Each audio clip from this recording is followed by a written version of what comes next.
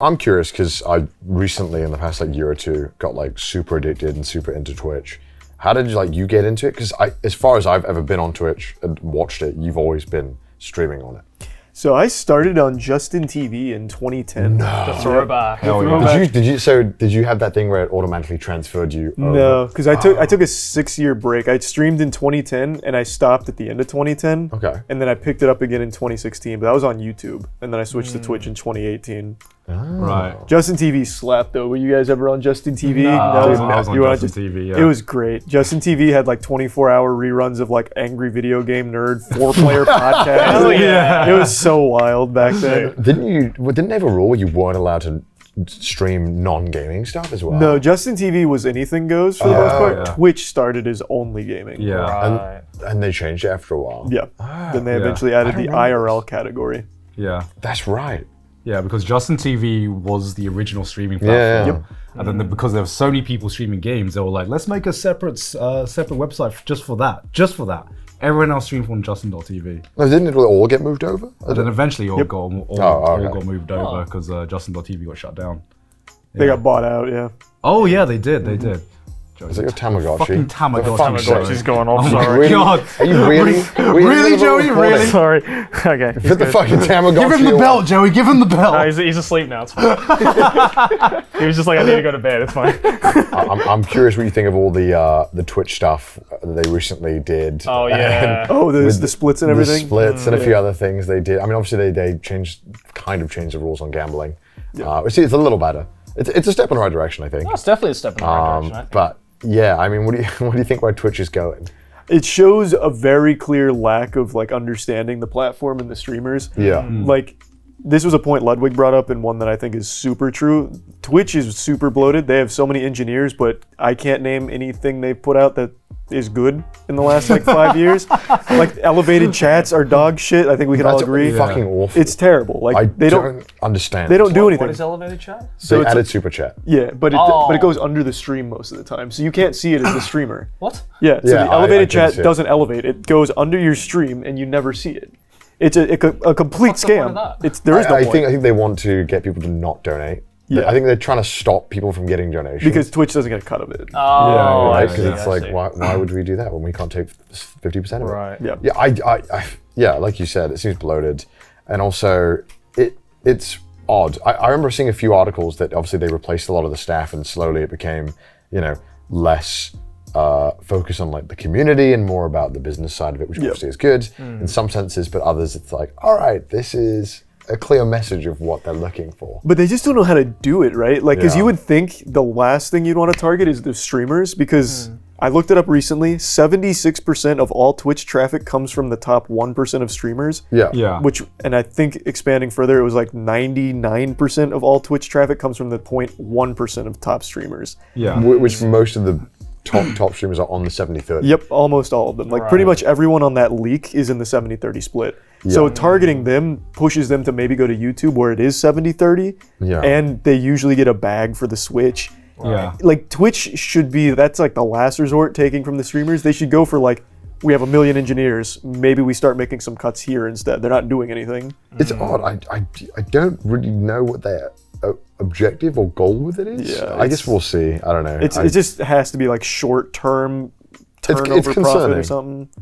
It's like, what are they going to do next, I guess, which is kind of the worrying thing. Have you thought about going back to streaming on YouTube, or are you going to stay on Twitch for a while? I still think Twitch is the better platform at the moment. I think it's definitely the better live streaming experience as a viewer. Absolutely. Definitely. But if they keep shoving so many ads in their face, like it's going to get beaten by YouTube. YouTube, you skip the ads, right? Like, it's better. And as a streamer, they keep trying to get you to play ads all the time. Yes. Oh, it's so awful. And it's just because they're like, when you play a 3-minute ad, it's a lot. Like, it's so much, and it interrupts the content. It's not an ad break. It's like, I'm still streaming. I'm still doing stuff, and now I'm just annoying people because they can't see it. Whereas if it was an ad break, no one would see anything, and everyone is understanding of the fact that nothing is happening. Right. So that's why the ads are playing. Yeah. And so I think that's why it's frustrating. Yeah. I remember I had the automatic ads on. It's a disaster. Because I had a. So did you know this? Twitch has this automatic ads thing. Yeah. So I had someone from Twitch. This is a very, very long time ago. They reached out to me and they're like, "Hey, if you run these automatic ads, it's really good. Your viewers really enjoy it because there's no more pre-rolls. That's the way they sold it to me. And I was like, oh, that makes sense. Yeah, that's good. Because if every 1 minute of ads for 10 minutes on your channels, when people click on it for the first time, there won't be an ad. Right. So if there's an ad every 10 minutes for 1 minute, there'll be no pre-rolls. But that's a lot of ads. It's a lot. So I turned it on, and I very suddenly found out that people hated it. They were like, It's very backwards logic. Yeah. because what you forget is that, maybe it's good at getting the initial retention. Yeah. But when you actually go and look at your stats, people are normally watching streams on average. If you do like a 6-hour stream, people are normally watching for 2 hours. You're right. Like it's a long time. Yeah. And that's a lot of ads to throw their way, especially if they're already giving you $5 a month. You know what I mean? Like $5 a month for And maybe like the occasional bits and donations and stuff as well if they're really dedicated. It's like, I'm not Netflix. You don't get a catalog. I barely turn up half the time. And you're paying $5 a month for that? Like, Sure. and then I have to make you sit through an ad every minute? Yeah. Like, Yeah. what? Like, at least Netflix, you get like Rick and Morty. Arcane. Just Rick and Morty. Just Rick and Morty. Just Rick and Nothing else. You get Arcane, maybe a Terminator movie. God bless. you know what I mean? It's like you're asking a lot. So it's frustrating that they kind of push you towards this, in my opinion. Sorry, I asked this question. I just use it as a vehicle to rant. No, I think that it's a good rant to have. The ads are outrageous. They're putting way too much focus on like incentivizing streamers to run ads. Yeah. By taking that split away, they keep hyping up their ad incentive program to make up for it. Right. Which is super scummy. And the ad incentive program doesn't really make sense after you're a certain size because the amount of money they're going to give you for the amount of intrusion you'd have to do is not No, worth it doesn't make any sense It helps at a all. lot of really, really small streamers, I think. Give them an extra little paycheck, but I just don't think it. Like, I've never looked at it and thought once that it made sense. Yeah. Is the Netflix category even still good? What do you mean? I don't know. Netflix category? Yeah, sorry. Yeah, you were talking about Netflix. Sorry, going on a Netflix complete subscription? tangent. Does Netflix even still have a good catalog? Sorry, that's what I meant to say. The thing is, if you don't live in the US, yes. Like, if you're outside of the US, there's pretty much no competition. Think about it, Okay, right? yeah, Like, that's true, that's like true. in the UK, there's not really much choice. You don't have HBO Max? You can't get HBO Max outside of America. No, Christ. yeah. We can't get Hulu. Oh wow. We You Di- can get Hulu in Japan though, but the catalog is shit. And the one thing that does suck is that a lot of the time, because of the way that Japan does things, like anime will be on Netflix in Japan, but because of the deal, there won't be English subtitles. So it's really frustrating because if I swap to if I was in America, it would have English subtitles, but they just take it off just for Japan because of some licensing deal. Not a problem with me if you're Yeah. Some shows is fine. Some shows I really need the subtitles. Yeah. It's weird. But yeah, I don't know. I still watch a lot of Netflix. watch a lot I of barely Netflix. watch Netflix anymore, and I realized this the other day. Actually, I'm like, shit. I'm paying for a subscription basically just for anime, and the anime catalog is even deteriorating. yeah. I watched on the plane right over here. They made a documentary about the. Oh yeah, you watch documentaries. I watched a lot yeah. of documentaries. And I'm a fan of documentaries. even as if well. they're dog shit. Like, I just love seeing what people think is good enough for a documentary and seeing how they present the story. But lately there's been this weird trend, and I don't know, there's a few production companies that are pumping these out, where it was about the GameStop stock. Oh, nice. There was yeah. a documentary on that? Literally just came out. Wow. And it's this category of all right, we managed to get 6 relevant enough people to the story to agree to an interview Right. from a story that's already well explained and stuff, and we'll make Yeah.